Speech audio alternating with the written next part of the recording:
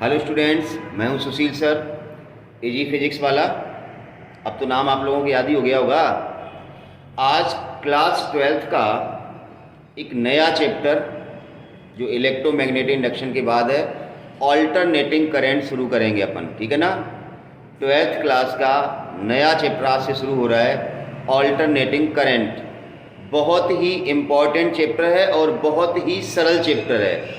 अगर आपने हर video lecture को सीक्वेंस में देखा तो, मैंने पहले भी कहा था, अगर आप सीक्वेंस में देखेंगे तो हर अगला वीडियो लेक्चर पीछे वाले वीडियो लेक्चर से रिलेटेड होता है।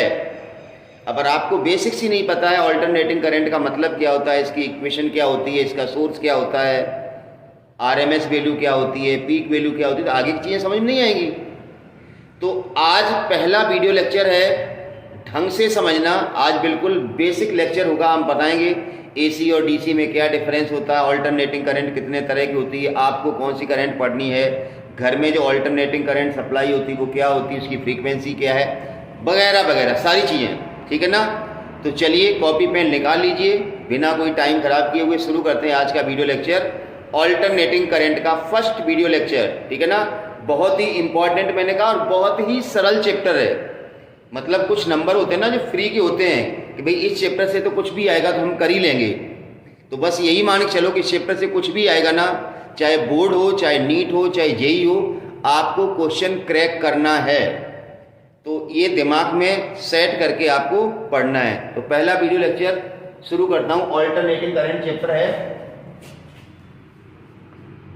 Alternating current.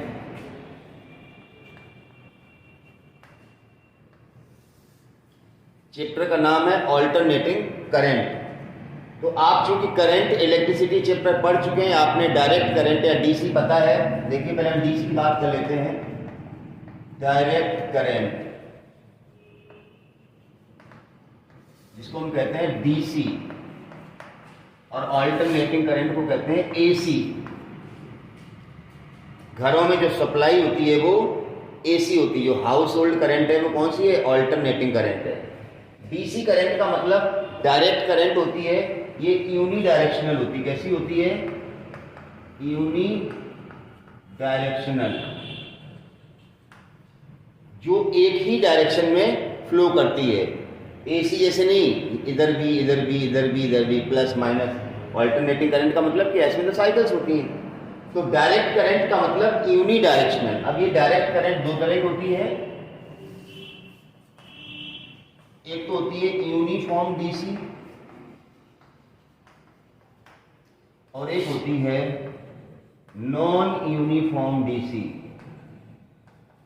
ध्यान से समझना,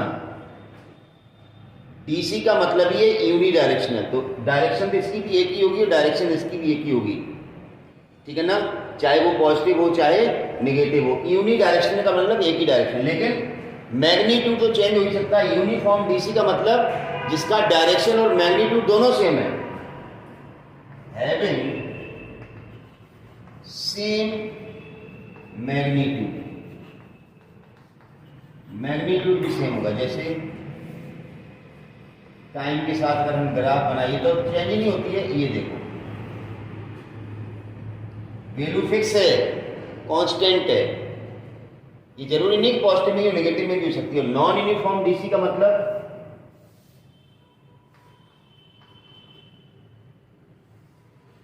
ये भी हो सकती है, ऐसे भी हो सकती है, ऑब्टेन्ड फ्रॉम रेक्टिफायर। एसी से डीसी जब हम कन्वर्ट करते हैं उसको कहते हैं रेक्टिफिकेशन। सेमीकंडक्टर का चैप्टर है, ऑल्टरनेटिंग करंट से जब हम डायरेक्ट करंट बनाते हैं तो वो रेक्टिफाइड डीसी होती है। तो ऑब्टेन्ड फ्रॉम रेक्टिफिकेशन। और ऐसे कैसे ही हो सकती, मतलब कहने का मतलब है अगर ये यूनी डायरेक्शनल है, पॉजिटिव डायरेक्शन में, नेगेटिव में नहीं आ रही ना ये नेगेटिव में आ रही है, इसका मतलब है तो यूनी डायरेक्शनल, लेकिन मैग्नीट्यूड यहाँ चेंज हो रहा है। तो इस हम डीसी को क्या कहते हैं, नॉन यूनिफॉर्म डीसी। और यूनिफॉर्म डीसी का मतलब हैविंग सेम मैग्नीट्यूड। अब ये कहां से मिलती है, ऑब्टेन्ड फ्रॉम सेम या बैटरी। सेल या बैटरी से जो करंट मिलती है हमें वो यूनिफॉर्म डीसी होती है, और जब हम एसी से डीसी कन्वर्ट करते हैं तो हल्का सा फ्लक्चुएशन रहता है, वो डीसी करंट फ्लक्चुएट करती है, उसको कहते हैं हम नॉन यूनिफॉर्म डीसी। तो आई होप कि आपको डीसी का मतलब समझ में आ गया होगा कि डायरेक्ट करंट होती क्या है। एक तो सेल या बैटरी से मिलती है, वो तो यूनिफॉर्म डीसी होती है, इसमें मैग्नीट्यूड भी चेंज नहीं होता है, और एक डीसी वो होती है जिसमें मैग्नीट्यूड थोड़ा बहुत चेंज होता है, फ्लक्चुएट होती है, वो कहते हैं रेक्टिफाइड डीसी। जो एसी से हम बनाते हैं डीसी, उसमें थोड़ा सा फ्लक्चुएशन होता है। तो डीसी दो तरह की होती है, यूनिफॉर्म और नॉन यूनिफॉर्म। दोनों ही डीसी में डायरेक्शन एक ही होती है। यहां देख लो डायरेक्शन नहीं चेंज हो रही है, करंट ऊपर ही नीचे नहीं आ रही है, निगेटिव डायरेक्शन नहीं आ रही है, तो डायरेक्शन एक ही है। अब आते हैं हम एसी पे, ऑल्टरनेटिंग करंट। हटा दें इसको, चलिए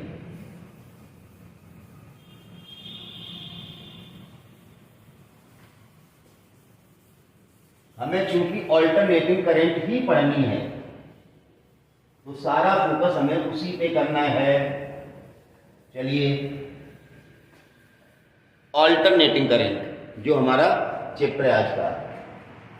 ऑल्टरनेटिंग करंट का मतलब the current whose magnitude as well as direction, magnitude as well as direction changes alternatively, changes alternatively या पीरियोडिकली। ऑल्टरनेटिवली कहते हैं या पीरियोडिकली। ऐसी करंट जिसका मैग्नीट्यूड या डायरेक्शन ऑल्टरनेटिवली चेंज होता है उसको हम कहते हैं ऑल्टरनेटिंग करंट। ऑल्टरनेटिंग करंट देखो हम आपको बता रहे हैं,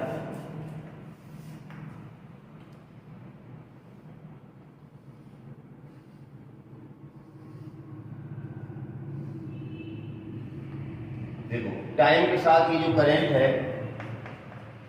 ये प्लस, ये माइनस, ये प्लस, ऐसे करके माइनस आएगा, समझ गए ना।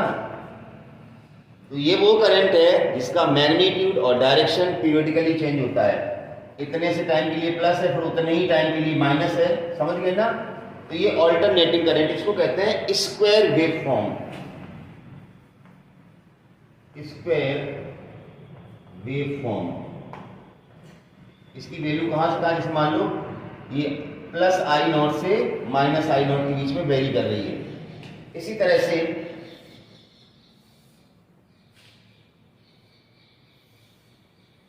देखो प्लस माइनस फिर प्लस माइनस, ये भी करंट टाइम के साथ पीरियोडिकली चेंज हो रही है।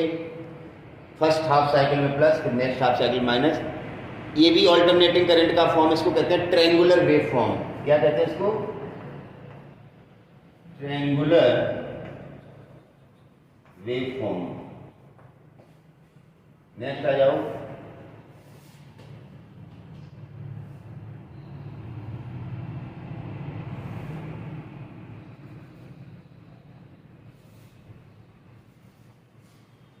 ये देखो आरी के ब्लेड जैसे होते हैं ना, सॉटूथ वेव फॉर्म।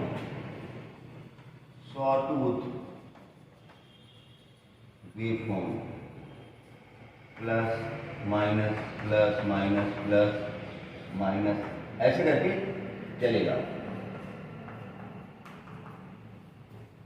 अब जो मेन वेव फॉर्म है साइनोसॉइडल, जो घरों में हाउस होल्ड सप्लाई होती है, वो ये है।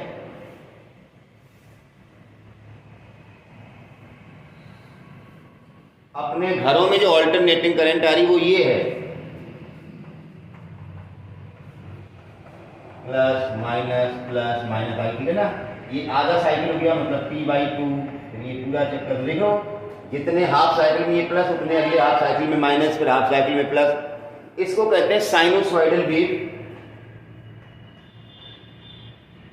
साइनोसॉइडल वेव या साइन वेव है, यही फंडामेंटल एसी, इसी को हम क्या कहते हैं, बेसिकली यही क्या है, फंडामेंटल एसी। हमें 12th के सिलेबस में ये सारी वेव फॉर्म्स नहीं पढ़नी है, हमें ये साइनोसॉइडल वेव फॉर्म पढ़ना है, इसी को हम फंडामेंटल एसी कहते हैं। और इसकी equation of electromagnetic induction chapter में पढ़ चुके हैं, एग्जैक्टली यही ग्राफ बनाया था, I बराबर I naught sine omega T. तो आज पूरी की पूरी चर्चा किस पे होगी, इस साइनोसॉइडल एसी की बात होगी यहाँ पर, ठीक है ना। इसी को हमने पढ़ा है, इसको हटा देता हूँ, ये तो अलग अलग वेव फॉर्म थे, आप नोट कर सकते हैं, वीडियो को पॉज कर लें और नोट कर लें। तो चलिए हटा रहा हूं मैं इनको।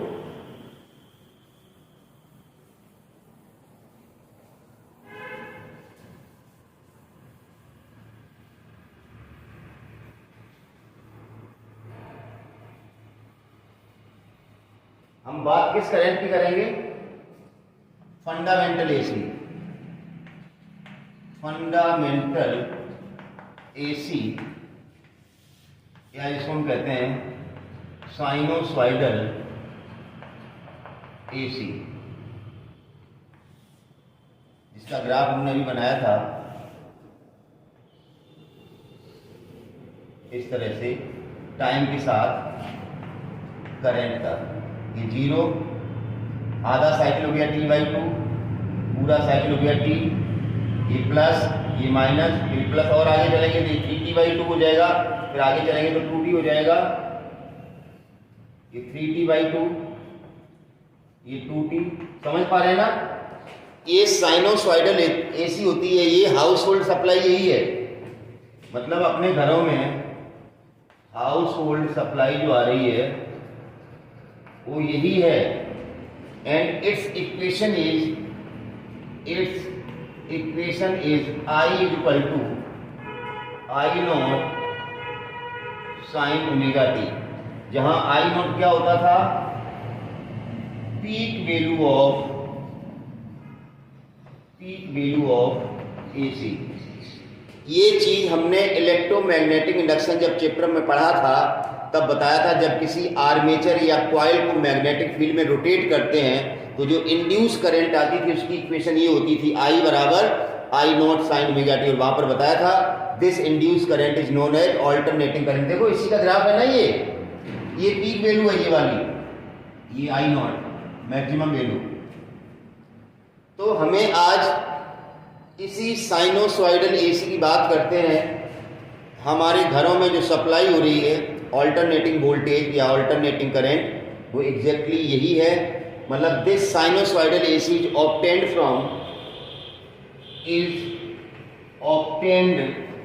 ड्यू टू, हमने बता दिया है, रोटेशन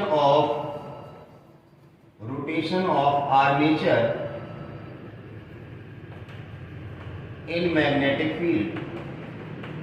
जब किसी आर्मेचर को मैग्नेटिक फील्ड में रोटेट करते हैं तो वहां से जो करंट प्रोड्यूस होती है, इंड्यूस करंट, उसी को हम साइनोसॉइडल एसी या ऑल्टरनेटिंग करंट कहते हैं, जिसके बारे में हमने डिटेल में वहीं पर पढ़ लिया था। एसी जनरेटर हमने बताया था, जो एसी करंट बनाता है, एसी जनरेटर, समझ गए ना। तो आज हम एसी करंट की बात करेंगे, जो हमारे यहाँ सप्लाई आती है ऑल्टरनेटिंग करंट, जिसकी फ्रीक्वेंसी 50 हर्ट्ज होती है। फ्रीक्वेंसी का मतलब सबको पता है कि 1 सेकंड में कितनी साइकिल्स होती हैं। तो चलिए, अब हमें चूंकि यहाँ पर दिख रहा है ये जो ऑल्टरनेटिंग करंट है, फर्स्ट हाफ साइकिल में पॉजिटिव है, ये देखो, नेक्स्ट हाफ साइकिल में उतनी ही नेगेटिव है। तो अगर हम एवरेज वैल्यू की बात करें, average value of AC for 1 complete cycle, तो कितनी आ रही है, 0 आ रही भाई। तो आज हम एवरेज वैल्यू निकालेंगे और आरएमएस वैल्यू निकालेंगे एसी की, ठीक है ना। तो दोनों ही इंपॉर्टेंट चीजें हैं। तो पहले हम पढ़ेंगे एवरेज वैल्यू ऑफ एसी। तो एवरेज का मतलब क्या होता है, शायद आपको पता है, इसको मैं हटा रहा हूं, ठीक है ना, और आगे की बात शुरू कर रहा हूं।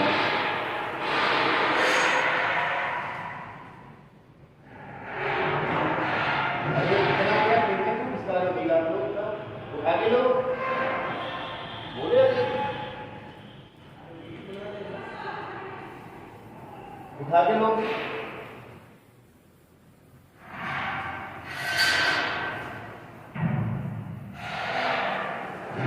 बदतमीज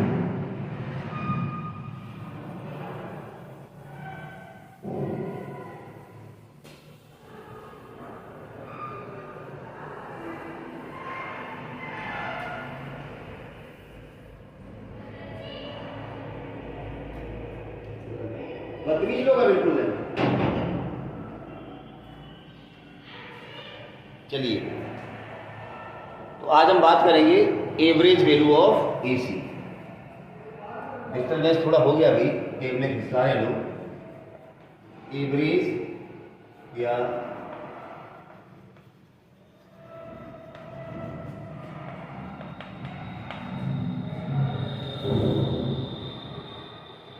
एवरेज या mean value of alternating current, ठीक है ना। तो चलिए देखो, हमने भी बताया था कि जैसे फर्स्ट हाफ साइकिल में ऑल्टरनेटिंग करंट पॉजिटिव है तो नेक्स्ट हाफ साइकिल में नेगेटिव है। तो यहाँ तो बड़ी आसानी से दिख रहा था कि average value of AC for one complete cycle is 0। लेकिन मैथमेटिकली एवरेज कैसे निकालते हैं ये बात हमें पता होनी चाहिए। इसका कोई फार्मूला होता है कि average value of AC mathematically कैसे निकालते हैं। देखिए, I average Q upon P, current की डेफिनेशन पड़ी थी ना। Q का मतलब charge flowing in time interval 0 से कैपिटल T। Q का मतलब क्या है? Charge flowing in time interval 0 to T। 0 से T तक कितना चार्ज फ्लो हुआ है वो ये है, और अपॉन टोटल टाइम, तो ये एवरेज करंट आ जाएगा। अब इसको कैसे हम लिख सकते हैं? देखिए, हमने बताया था Q बराबर फार्मूला क्या होता है? Q बराबर पता है, integral of I D T R. Current electricity chapter पढ़ाया था हमने, वहां पर बताया था Q बराबर, ऐसे पढ़ो ना, आई बराबर क्या पढ़ाया था हमने? D Q upon D T. तो डी क्यू बराबर क्या था? आई डी टी। तो Q बराबर क्या था? Integral of I D T. मतलब यहाँ i is the function of t है, तो अगर हम i का एवरेज निकालेंगे तो i का ही इंटीग्रल करना पड़ेगा।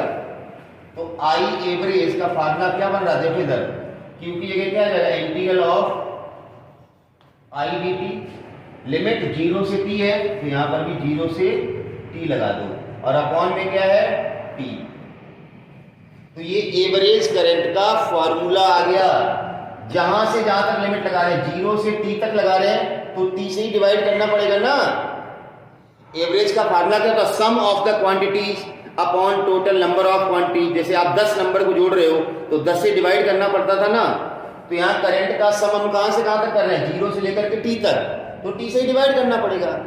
समझ गए ना। तो ये एवरेज करंट निकालने का फार्मूला है हमारे पास, I average is equal to integral 0 से t आई डी टी। या और अगर जनरल करना चाहे तो देखो, आई एवरेज, देखो हम बताएं, आई एवरेज ऐसे लिखो, या कई बार किताब में ऐसे लिखा होता है, या कई बार किताब में आई ऐसे लिखा होता है। ये लो, इतने सारे तरीके होते हैं एवरेज करंट को दर्शाने के। अब हम बताएं आपको, I is the function of T है, तो आई का इंटीग्रल कर दो टी के रिस्पेक्ट में, क्योंकि आई इज द फंक्शन ऑफ क्या है? टी। हो जाएगा इंटीग्रल आई डी टी, ठीक है ना। और अपॉन में टाइम आएगा तो इंटीग्रल क्या कर दो? D T. अरे डी टी का इंटीग्रल करोगे तो टी आ जाएगा ना, बस ये ध्यान रखना है। अब जहां से जहां तक लिमिट दी जाए, यहाँ 0 से t है तो यहाँ भी 0 से क्या हो जाएगा? t है, ऐसे समझ लो। देखो मैं फिर बता रहा हूँ, यहाँ i is the function of t है तो i का इंटीग्रल t के रिस्पेक्ट में करना पड़ेगा। जैसे कहीं पर एवरेज निकालना हो, जैसे y is the function of x, y equal to F X है, तो हमें y का इंटीग्रल x के रिस्पेक्ट में करना पड़ेगा। देखो मान लो y is the function of x है, तो अगर हमें y का एवरेज निकालना तो हमें क्या करना पड़ेगा? Integral y dx। क्या करना पड़ेगा? y dx, और अपॉन में इंटीग्रल ऑफ dx।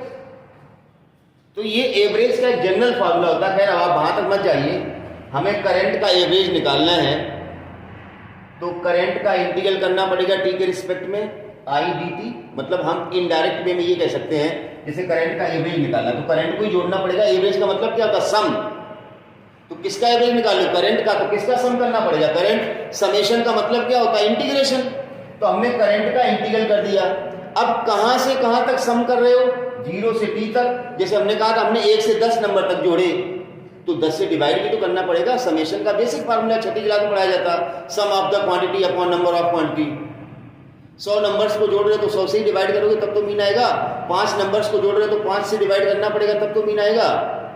तो करंट को हम जोड़ रहे हैं 0 से t तक, तो t से ही डिवाइड करना पड़ेगा। हो गया एवरेज। तो करंट एवरेज निकालने का एक जनरल फार्मूला है, करंट का इंटीग्रल कर दो t के रिस्पेक्ट में, और नीचे भी वही टोटल टाइम आएगा जहां से जहां तक लिमिट लगाए। ऐसे लिखो या ऐसे लिखो, दोनों का मतलब एक ही है। समझ गए ना? तो चलिए अब शुरू करते हैं। दोनों का मतलब एक ही है। अब हम सबसे पहले एवरेज करंट निकाल रहे हैं। आपकी जो इक्वेशन है I बराबर I naught sine omega T, उसी का एवरेज निकालेंगे। ठीक है ना? चलिए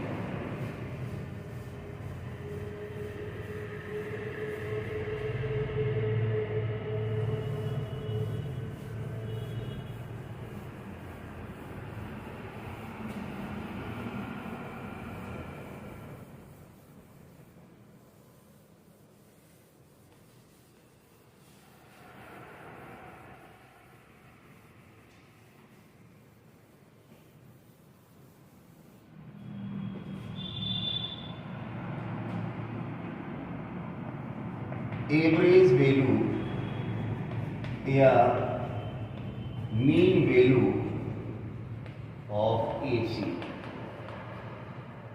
घरों में जो करंट सप्लाई हो रही है उसकी मीन वैल्यू हमें पता है।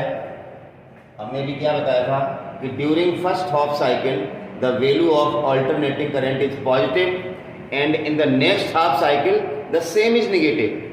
फर्स्ट हाफ साइकिल में जितनी पॉजिटिव है नेक्स्ट हाफ साइकिल में उतनी ही नेगेटिव है। एवरेज वैल्यू या मीन वैल्यू ऑफ एसी की बात हम कर रहे हैं। ठीक है ना? एवरेज वैल्यू हम कैसे निकालेंगे?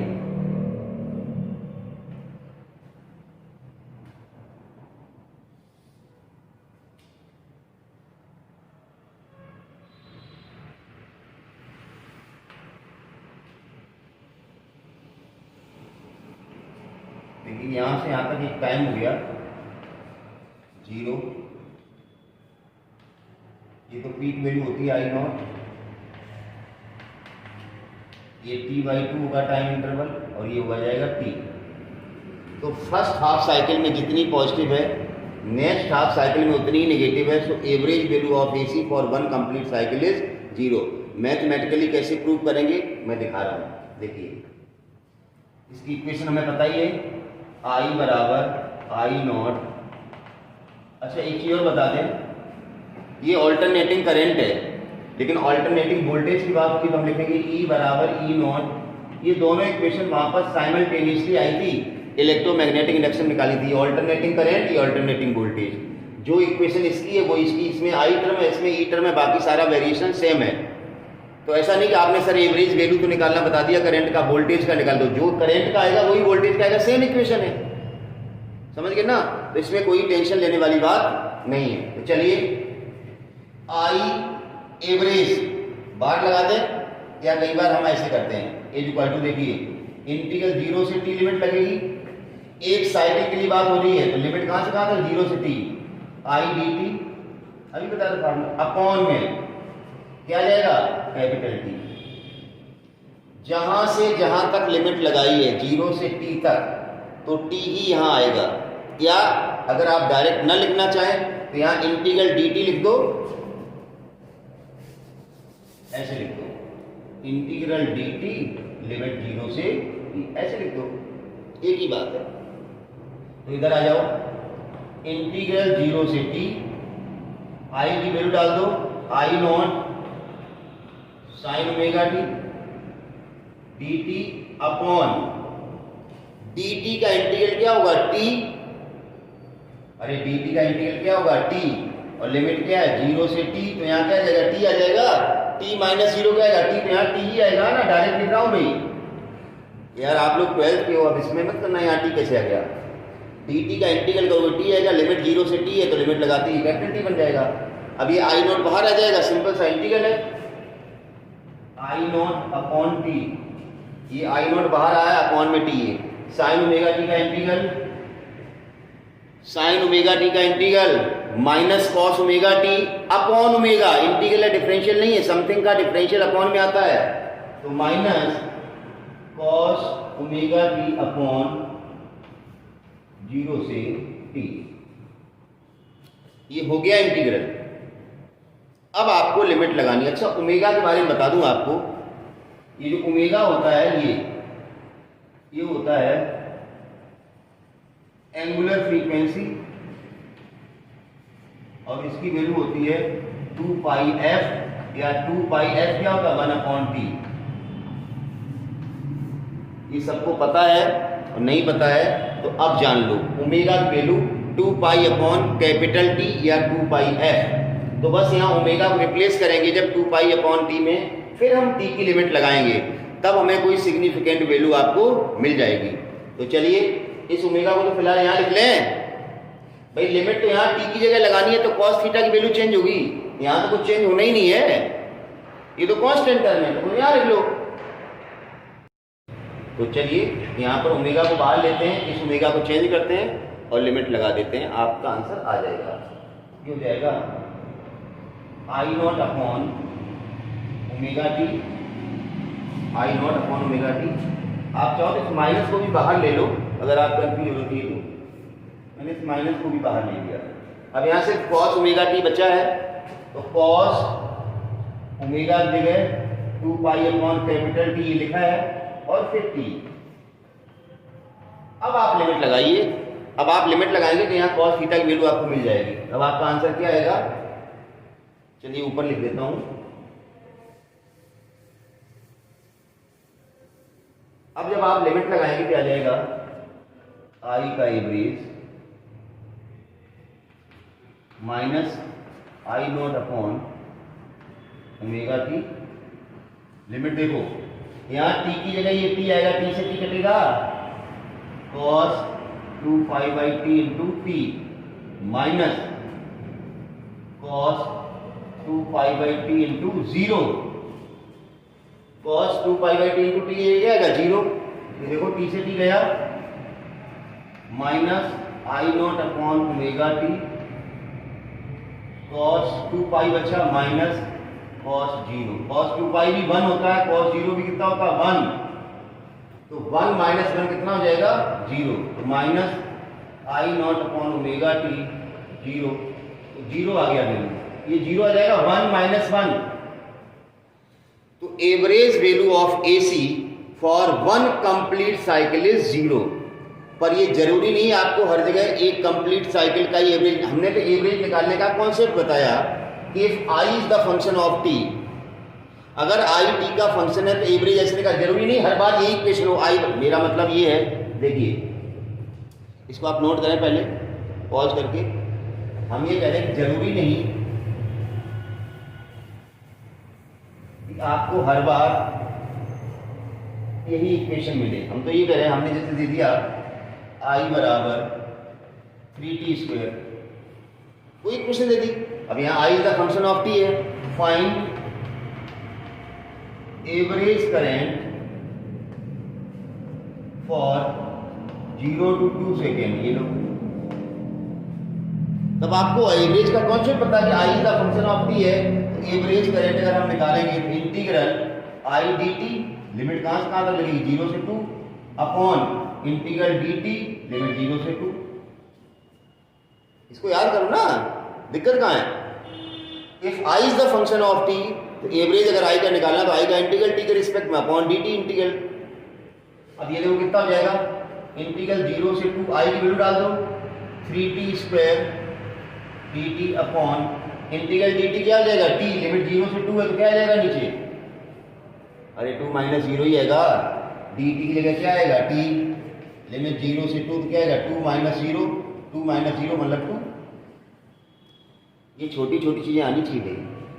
अब ऊपर वाला ये तो हो गया 1/2, ये 1/2, करो इंटीग्रल 3t² का इंटीग्रल t³ 3, लिमिट 0 से 3 से 3 गया, 1/2, 2 का क्यूब, 2 दूनी 4 दूनी 8, ये लो लिमिट लगा दी 2, जीरो लिमिट तो बाद में जीरो ही आएगा, ये जीरो हो गया यार, तो ये आ गया 4 एम्पियर।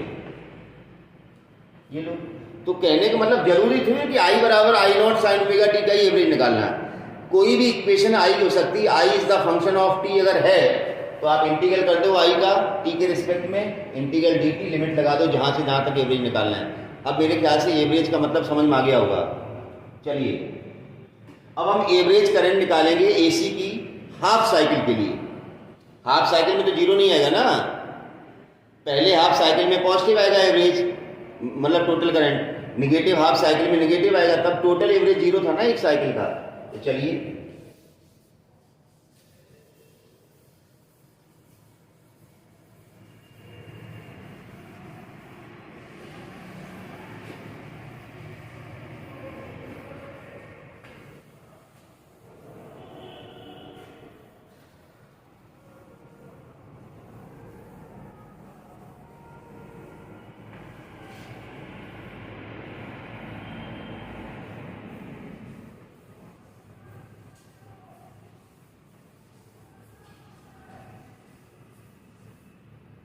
चलिए बोर्ड काफी गंदा हो चुका भाई।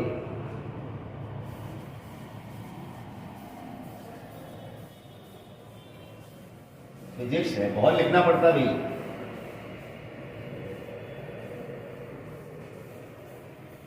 चलो वाइट पे काम चलाते हैं। अब हम बात कर रहे थे average value of AC for half cycle. Average value of AC for half cycle.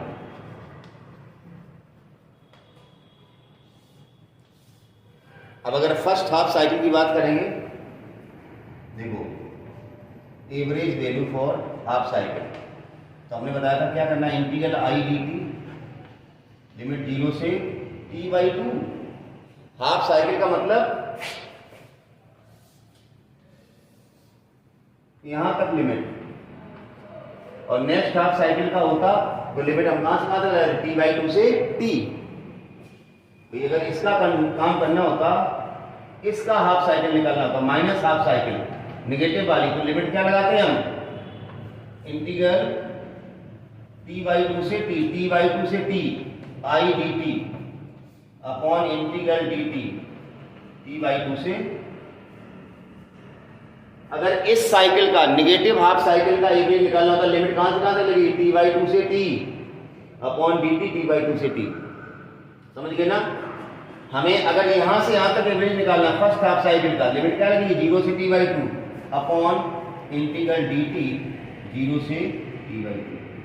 Clear ये चीज। इस हाफ साइकिल का निकालना तो ये लिमिट लगेगी, इस हाफ साइकिल का निकालना तो ये लिमिट लगेगी। यहां से यहां तक का निकालना तो यहां से यहां तक ही ऐड करना पड़ेगा ना, लिमिट यहां से यहां तक लगेगी, ठीक है ना। तो चलिए आई की जगह I nought sine omega T D T limit 0 से t/2। फिर देखो नीचे डी टी का इंटीग्रल क्या आएगा, t लिमिट 0 से t/2, तो t/2 माइनस 0, तो नीचे t/2 आएगा ना। जहां से जहां तक लिमिट लगा रहे हो वहीं से वहीं तक यहाँ लिमिट लगेगी, तो t/2 ही आएगा ना। आप जोड़ कहां से कहां कर रहे हो, 0 से t/2, तो t/2 से ही डिवाइड करना पड़ेगा, तो यहाँ t/2 ही आया ना, ये t/2 आ जाएगा यहाँ। तो ये कितना हो जाएगा पलट के, जब यहाँ t/2 आएगा इसको लिखेंगे 2/t। अरे t/2 तो यहाँ आया, हम तो यहाँ लिख रहे हैं 2/t, 0 से t। आई नॉट बाहर आ जाएगा, ये लो बाहर लिख दिया, ये आई नॉट बाहर। साइन ओमेगा टी का इंटीग्रल डायरेक्ट लिखो यार,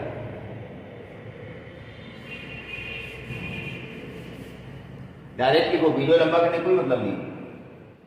आई नॉट बाहर आ गया, ये t/2 आ गया, नीचे t/2 था अपॉन के नीचे, तो हमने ऊपर लिख दिया 2/t। बात एक ही है, 1 upon t/2 equal to 2/t हो गया ना, ये वाली चीज।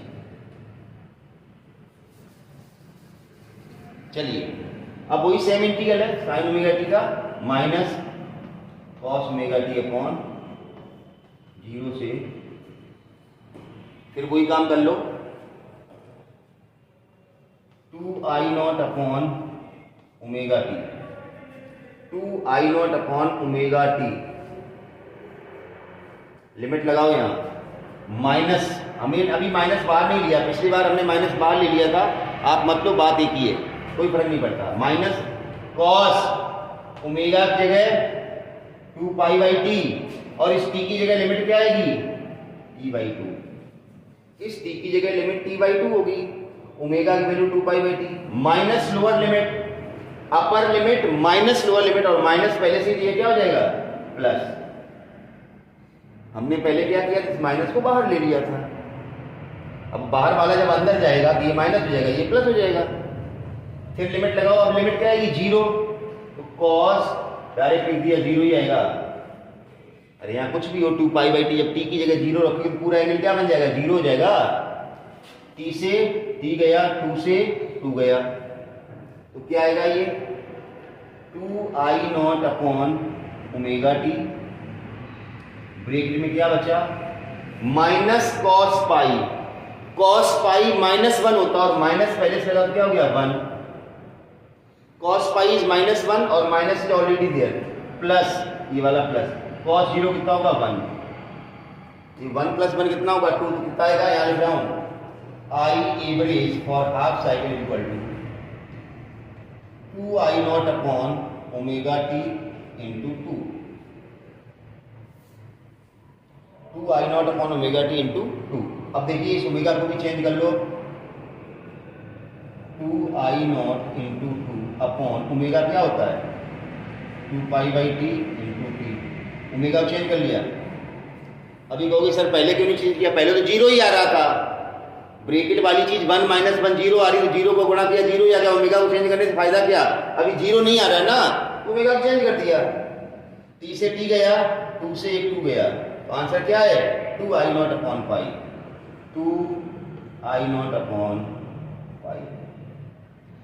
So average value of AC for first half cycle is 2I0 upon pi. अगर इसको करते नेक्स्ट हाफ साइकिल में तो ये एवरेज आता आपका माइनस का 2I0 अपॉन पाई, माइनस का 2I0 अपॉन पाई आता, दिख रहा है ना। फर्स्ट हाफ साइकिल में पॉजिटिव है, नेक्स्ट हाफ साइकिल में नेगेटिव है, तो आंसर माइनस का आता, आप करके देख सकते हैं। तो ये था एवरेज वैल्यू ऑफ AC निकालने का तरीका था। इसमें कोई भी इक्वेशन दी जा सकती, I is the function of T। वैसे जनरली तो आपको ये I बराबर I0 साइन ओमेगा टी और इस टाइप का ही आएगा, तो ज़्यादा कोई दिक्कत नहीं। फिर भी अगर कोई भी प्रॉब्लम हो, कैसा भी क्वेश्चन आए, आपको कॉन्सेप्ट बता दिया, इंटीग्रल कर दो उस करंट का T के रिस्पेक्ट में, अपॉन में इंटीग्रल dt कर दो। जहाँ से जहाँ तक का एवरेज निकालना है वहाँ से वहाँ तक की लिमिट लगा दो। तो चलिए नोट कर लीजिए इसको, हो गया। चलो अब हम बात करेंगे, बहुत ही अच्छी चीज एक और पढ़नी है हमें यहाँ पर, root mean square value of AC। Root mean square value of AC।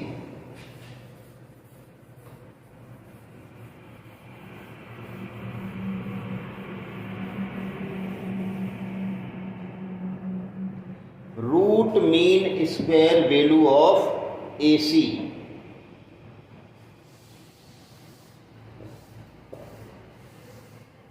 चीजें इतनी बताने के लिए है जैसे लगता कुछ भी बता दो। बहुत ही इंटरेस्टिंग चैप्टर है, जितना पढ़ो उतना कम है, बहुत ही इंटरेस्टिंग चैप्टर। चलिए अब हम पढ़ने जा रहे हैं root mean square value of AC। Root mean का मतलब वही एवरेज जो भी निकाले, तो root mean square value of AC।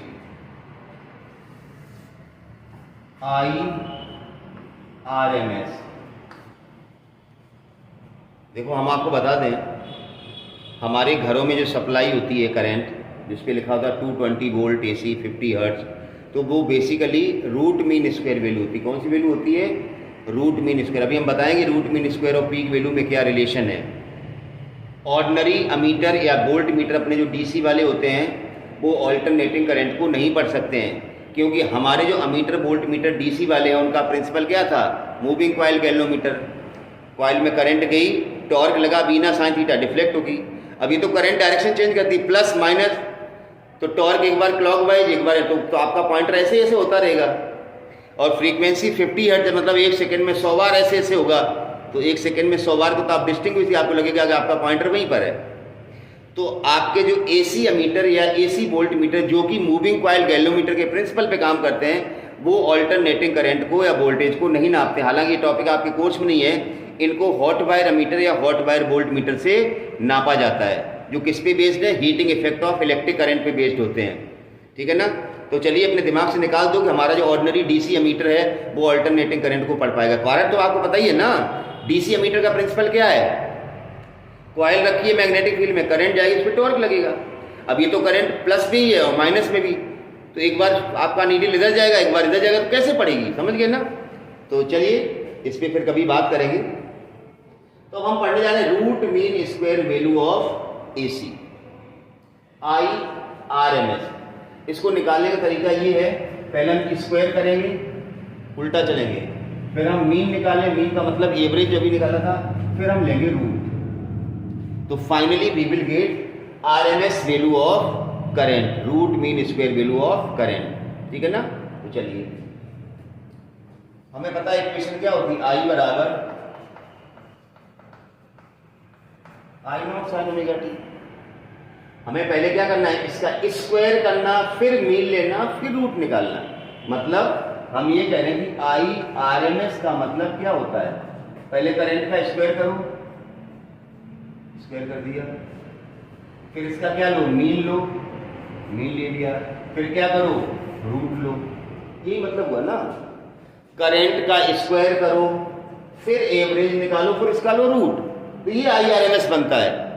तो चलो हमें तो सब कुछ आता है, रूट लेना आता है, मीन निकालना आप ये आपको सिखा दिया, तब तो कोई प्रॉब्लम होनी नहीं चाहिए। तो चलिए इसका स्क्वायर करो, तो I स्क्वायर इक्वल टू क्या हो जाएगा, I0 square sine square omega T. Square करने में कोई दिक्कत नहीं।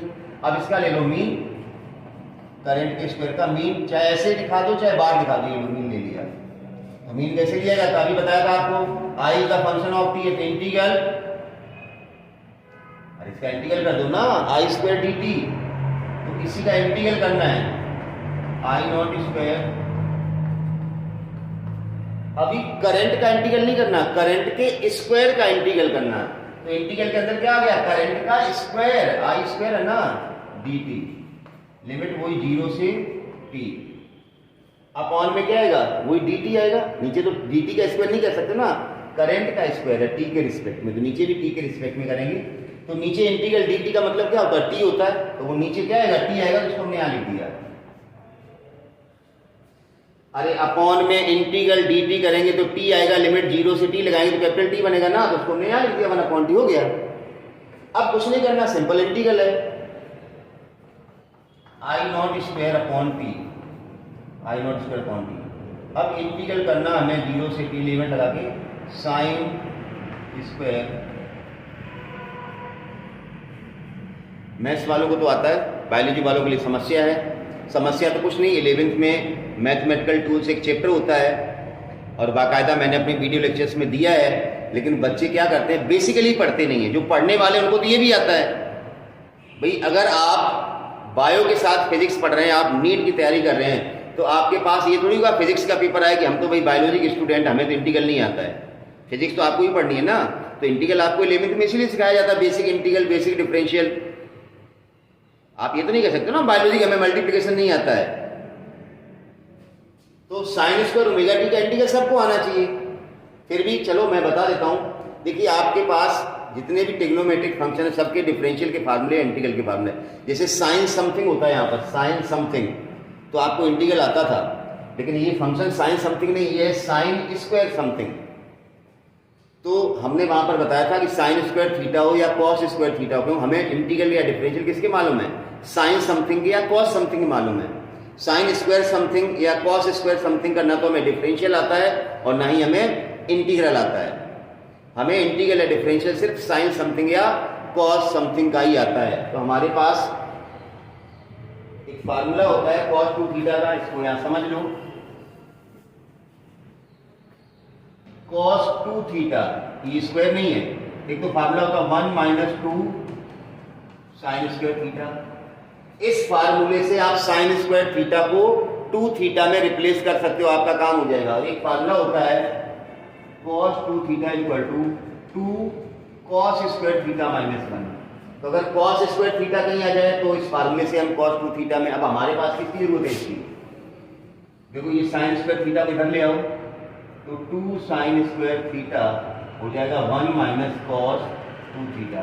तो साइन स्क्वायर थीटा किसके बराबर हो जाएगा 1 माइनस cos 2 थीटा अपॉन, अब जहां पर साइन स्क्वायर थीटा वहां पर हमें ये लिखना है। अब ये जो भी टर्म है इनके सबके हमें इंटीग्रल या डिफरेंशियल आते हैं, वन का हमें पता है, ये cos 2 थीटा है तो cos 2 थीटा का sin 2 थीटा हो जाएगा ना। स्क्वायर का नहीं पता है, cos समथिंग है, समथिंग का हमें आता है, cos स्क्वायर समथिंग का कोई कॉन्सेप्ट नहीं है, तो ऐसे हमें हटाना है। तो देखिए कैसा हो जाएगा, देखिए आई नॉट स्क्वायर अपॉन टी 0 से t, जहां साइन स्क्वायर ओमेगा टी लिखा हुआ आ जाएगा 1 माइनस cos 2 ओमेगा टी। अभी हमने इंटीग्रल किया नहीं है, अभी तो हमने साइन स्क्वायर थीटा का फार्मूला लगा के हमने इसको रिप्लेस किया, दूसरे फॉर्म में लिखा है। यहाँ थीटा था, हमारे पास थीटा की जगह क्या ओमेगा टी, तो थीटा की जगह क्या होगा omega T, cos 2 omega T. अब इसका इंटीग्रल करेंगे, चलिए कर लेते हैं। 2 तो बाहर ले लो, इसको यहाँ लिख लो आई नॉट स्क्वायर अपॉन 2t। अब देखो इंटीग्रल करने जा रहे हैं, 1 का इंटीग्रल t, अब इसे मत करना t क्यों है, dt के रिस्पेक्ट करना है, यार t नहीं है तो t आ जाएगा, लिमिट 0 से t minus cos 2 omega T का sin 2 omega T upon 2 omega, ये लो कर दिया हमने इंटीग्रल भाई, dt 1 का इंटीग्रल t और cos 2 ओमेगा टी का sin 2 omega T upon 2 omega. अब लिमिट लगा दो, आंसर खत्म, ये जाएगा I not square upon 2t, ये जाएगा t minus 0 minus 1 upon 2 omega. इस 2 ओमेगा को यहाँ लिख लिया, इस 2 ओमेगा को पूरे के बाहर मत निकाल लेना। अब वही चीज साइन, अब आपको पता है 2 ओमेगा की जगह 2 पाई बाई टी आएगा, फिर टी की जगह टी आएगा, ऐसे तो बताया था, ओमेगा को पहले रिप्लेस करना है 2 पाई बाई टी में, माइनस ये अपर लिमिट होगी माइनस लोअर लिमिट, जब 0 लगाएंगे, ये 0 अगर यहाँ आ जाएगा तो ये पूरा एंगल 0 हो जाएगा, तो साइन 0 डायरेक्ट लिख दिया मैंने, टी से टी गया। अब ये हो गया sine 4 pi minus sine 0, sine 4 pi भी 0 होता है और साइन 0 भी 0 होता है, मतलब ये भी 0 और ये भी 0, पूरा क्या हो गया, ये पूरा हो गया 0, और ये 0 ये 0 तो 0 हो गया। अब बचा क्या, ये टी से टी काट दो, I not square upon 2, I not square. अभी हम ही कहां पर पहुंचे, देखो करंट के स्क्वायर का मीन ले रहे हैं, करंट के स्क्वायर का मीन, ये करंट के स्क्वायर का क्या गया मीन। अभी हमें क्या लेना, रूट और लेना इसका हमें रूट और लेना, तो रूट ले लो, करंट के स्क्वायर के मीन का रूट, तो इधर भी रूट ले लो, आई नॉट स्क्वायर अपॉन, पहले हमने करंट का स्क्वायर किया, इसको करंट का स्क्वायर कर दिया, फिर इसका क्या लिया मीन, ये मीन चल रहा है, अब हमें इसका क्या लेना रूट, तो इसका रूट ले लो। तो अब ये चीज क्या लिखी, ये वाली चीज रूट मीन स्क्वायर, यही तो IRMS है, अभी तो बताया था हमने, तो आपके पास रिजल्ट आ गया। कहां लिखें, ऊपर लिख रहा हूं मैं, ये चीज हटा देता हूं, इसकी जरूरत नहीं है।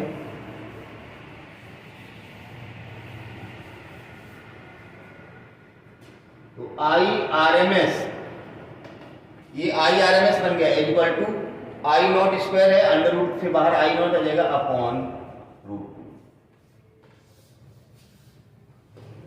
तो root mean square current I not upon root 2, I naught क्या है पीक वैल्यू, तो इसको नोट कर लो आप, फिर हम इस पे आगे और बात करते हैं।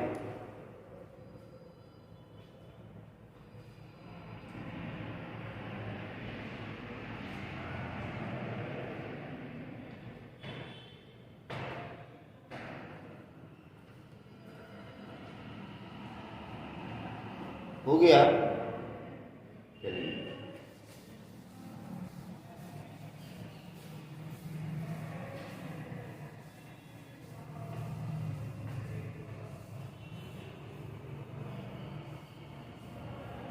तो हमने पढ़ लिया है फिलहाल, क्या पढ़ लिया है कि करंट का रूट मीन स्क्वायर वैल्यू कैसे निकालते हैं। पहले स्क्वायर करते हैं, फिर मीन लेते हैं और फिर रूट निकालते हैं, तभी तो आता ना। तो हमने इक्वेशन थी हमारी I बराबर आई नॉट, ये पीक वैल्यू होती है। तो हमने अभी निकाला formula I R M S equal to क्या आया, I not upon peak value का 1/√2 आता I R M S value, या ऐसे लिख सकते हो 0.707 आई नॉट 1/√2 की वैल्यू ये होती है। इसी तरह से E बराबर ई नॉट साइन ओमेगा टी होता है इक्वेशन। तो यहां से भी अगर ई आर एम एस निकालते तो क्या आता, ई नॉट अपॉन √2 या 0.707 ई नॉट। तो ये आरएमएस वैल्यू निकालने का फार्मूला था। आपको डायरेक्ट जैसे पीक वोल्टेज पता है तो उसका सिर्फ 1/√2 कर दो, आपको आरएमएस वैल्यू मिल जाएगी। ठीक है ना। जब भी कोई क्वेश्चन की बात आए न्यूमेरिकल कि सप्लाई एसी कितने वोल्ट है, अगर आपसे नहीं कहा जाए कि ये पीक वैल्यू है या ये पीक करंट है, तब तक आप उसको आरएमएस वैल्यू मान के ही करेंगे। अगर आरएमएस वैल्यू दी गई तो पीक वैल्यू अपने आप निकाल लेंगे, क्यों, रिलेशन है। अगर आपको IRMS दिया गया, मैंने कहा ना घरों में जो सप्लाई हो रही 220 वोल्ट, ये क्या है, आरएमएस वैल्यू है, पीक वोल्टेज नहीं है। तो आपको अगर IRMS दिया गया है या VRMS दिया गया है या ERMS दिया गया वोल्टेज 220 वोल्ट, तो पीक वोल्टेज कितना हो जाएगा, √2 से गुणा करो ना, ये देखो ना 2 से गुणा करोगे यार रूट मीन स्क्वायर को, यहां से तब आएगा √2 ऑफ ERMS, तो √2 ऑफ 220 लगभग 311 वोल्ट। देखिए कई बार क्वेश्चन आता है why alternating current is dangerous than DC current. तो इसका सीधा सा कारण है कि अगर डायरेक्ट करंट, जैसे मान लो 220 वोल्ट डीसी है और 220 वोल्ट एसी है, तो इसमें कौन सी ज़्यादा खतरनाक। तो अगर 220 वोल्ट डीसी है, इसका मतलब उसकी यूनिफॉर्म वैल्यू 220 वोल्ट ही रहेगी। लेकिन अगर 220 वोल्ट एसी है तो उसका पीक वोल्टेज 311 वोल्ट तक होता है। तो आपको एक तो 220 वोल्ट का झटका लगे और एक 311 का लगे, तो ऑब्वियसली 311 का ज़्यादा खतरनाक है ना। तो दैट्स वाई, तो 311 का ज़्यादा खतरनाक है, that's why 220 volt AC is more dangerous than 220 volt DC. मैंने क्या बताया, 220 वोल्ट डीसी है मतलब उसकी वैल्यू 220 वोल्ट ही है। लेकिन 220 वोल्ट अगर एसी है तो वो आरएमएस वोल्टेज है, उसका पीक वैल्यू 311 मतलब √2 गुना ज़्यादा होता है। तो 311 वोल्टेज आपको ज़्यादा झटका देगा, मतलब ज़्यादा नुकसान करेगा। तो इसलिए 220 वोल्ट एसी ज़्यादा खतरनाक एज कंपेयर टू द। तो ये था अब देखो यहाँ पर रटना नहीं है, यही रिलेशन आएगा ERMS इक्वल टू, मतलब ये तो IRMS ये आया या ये आया, इसके लिए इक्वेशन आपने ली थी ना, ये इक्वेशन है तो ये आई ना। इक्वेशन आपको कोई भी दी जा सकती है, बिल्कुल नहीं रटना है कि इक्वेशन फिक्स होगी भाई। चलिए क्वेश्चन लेता हूं, इक्वेशन कुछ भी दी जा सकती है, लेकिन आपके जो बोर्ड में मैक्सिमम इस टाइप से इक्वेशन आएगी, E बराबर ई नॉट साइन ओमेगा टी या I बराबर I nought sine omega T. लेकिन इसका मतलब ये कतई नहीं है कि सिर्फ और सिर्फ I और E की यही इक्वेशन होगी, लेकिन 95% केस में यही इक्वेशन आपको दी जाएगी। तो मैं एक आध क्वेश्चन ऐसे ले लेता हूं जिसमें ये इक्वेशन नहीं हो। तो आरएमएस वैल्यू निकालना तो स्क्वायर करें, फिर मीन लें, फिर रूट निकालें, ठीक है ना। और फाइनल रिजल्ट आपको ध्यान है, ये रिजल्ट आपके सामने रखे हैं, ठीक है ना। तो चलिए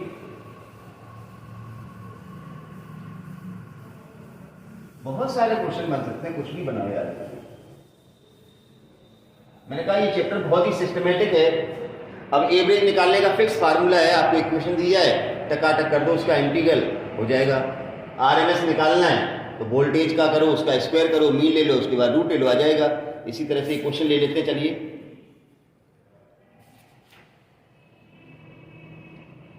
the current flowing through a resistor varies as I equal to KT। Equation current क्या दी गई है? I इक्वल टू KT दे दिए लोग। Current flowing through the resistor varies as I equal to KT where K is constant. Find the RMS current in first 2 second. Find RMS current in first 2 second. पहले 2 second के लिए RMS current आपको निकालने का हमें पता ही है। IRMS हमें क्या करना है? करंट का स्क्वायर करना, फिर उसका मीन लेना, और उसका क्या लेना है? रूट लेना। तो देखिए IRMS मतलब क्या होता है? अंडर रूट ऑफ करंट का स्क्वायर उसका मीन, यही तो मतलब है। तो देखिए करंट का स्क्वायर करो पहले।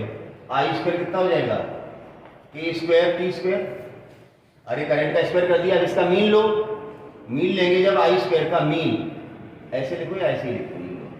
जब मीन लोगे तो K square T square dt आएगा, इंटीग्रल 0 से 2 सेकेंड, और अपॉन में dt इंटीग्रल 0 से 2। यही तो तरीका बताया था मीन लेने का। तो ऊपर आ जाएगा K स्क्वायर तो कांस्टेंट है, T स्क्वायर का इंटीग्रल T क्यूब अपॉन 3। कैसे लोग हो तुम? करंट जो डी की इसका स्क्वायर कर दिया, अब मीन ले रहे हैं। मीन कहां से कहां तक? फर्स्ट 2 सेकंड तो 0 से 2 लिमिट लगा के इंटीग्रल कर दिया उसी स्क्वायर का, और नीचे dt आता है। dt का मतलब t 0 से 2 मतलब ये 2 हो जाएगा, तो 1/2 हो गया ये वाला टर्म। अरे यहाँ 2 आएगा तो 1/2। अब ऊपर वाला टर्म देखो, k स्क्वायर तो कांस्टेंट है, t स्क्वायर का integral t cube upon 3 limit 0 से 2। 2 जब यहाँ रखेंगे 2 दूनी 4 दूनी 8, यहाँ कितना जाएगा? 8 ये जाएगा, और यहाँ कितना आएगा? 6। तो 8/6, 2 का क्यूब 8/6 की स्क्वायर, या 2 से काट दो 4/3 की स्क्वायर। ये आ गई करंट का स्क्वायर। अब इसका क्या लेना? मीन। अब इसका रूट लेना, मीन तो हो गया, अब इसका क्या लेना? रूट। देखो करंट के स्क्वायर का मीन कितना आया? 4k²/3। अब इसका रूट ले लो, ये लो, ये हो गया IRMS 4k² का 2k अपॉन, आंसर आ गया 2k अपॉन √3। तो मैं ये कह रहा था कि कुछ भी कठिन नहीं है, कॉन्सेप्ट से चलिए आप, आपका हर क्वेश्चन हो जाएगा। तो आज के वीडियो लेक्चर में अल्टरनेटिंग करंट चैप्टर स्टार्ट किया था, जिसमें हमने पहले AC और DC में क्या डिफरेंस ये बताया, फिर एवरेज वैल्यू निकालना सिखाया, और उसके बाद RMS वैल्यू निकालना सिखाया। हमने बताया कि हमारे जो AC इंस्ट्रूमेंट्स हैं, DC से तो हम नाप ही नहीं सकते हैं। DC ऑपरेटर से अल्टरनेटिंग करंट या वोल्टेज नहीं नापे, इसके लिए AC एमीटर या AC वोल्ट मीटर ही चाहिए होते हैं, जो heating effect of electric current पे बेस्ड होते हैं। उनको हॉट वायर एमीटर या हॉट वायर वोल्ट मीटर कहते हैं। वो जो हॉट वायर एमीटर या हॉट वायर वोल्ट मीटर है वो RMS वोल्टेज पढ़ते हैं। फिर मैंने बताया किसी भी न्यूमेरिकल में दिया गया कि एक रजिस्टर है, इंडक्टर है, कुछ भी है, अप्लाइड वोल्टेज इतना वोल्ट है, जब तक आपसे ये नहीं कहा जाए कि ये पीक वोल्टेज है, तब तक आप उसको E0 या V0 नहीं लिखेंगे। जो भी वोल्टेज दिया गया वो इसका मतलब RMS वोल्टेज दिया गया है, तो उसको RMS वोल्टेज लेकर के आप आगे की कार्रवाई करेंगे। फिर जैसे जैसे चैप्टर आगे बढ़ेगा हम आपको और बहुत सारी चीज़ें बताते रहेंगे। चलिए, तो ये क्वेश्चन आपने आई होप कि नोट कर लिया हुआ, पॉज कर लीजिए, उसको नोट कर लीजिए, और सीक्वेंस में वीडियो लेक्चर आएंगे तो आप बिल्कुल सीक्वेंस में देखते रहें। बहुत इजी चैप्टर है, आगे सारे सर्किट्स पढ़ने हैं, बहुत इजी है। मैं कह रहा हूँ इलेक्ट्रोमैग्नेटिक इंडक्शन में फिर भी आपको डायरेक्शन निकालनी पड़ती थी, कभी रूल भूल जाते थे, कभी क्या हो जाता था। यहाँ कुछ भी नहीं करना, एकदम स्मूथ चलेगा चैप्टर। तो आज पहला वीडियो लेक्चर था। जो लोग चैनल पे नए हैं, चैनल को सब्सक्राइब कर लें, बेल आइकॉन दबा लें, ताकि आपको रेगुलर नोटिफिकेशंस मिलते रहेंगे। Thank you for watching.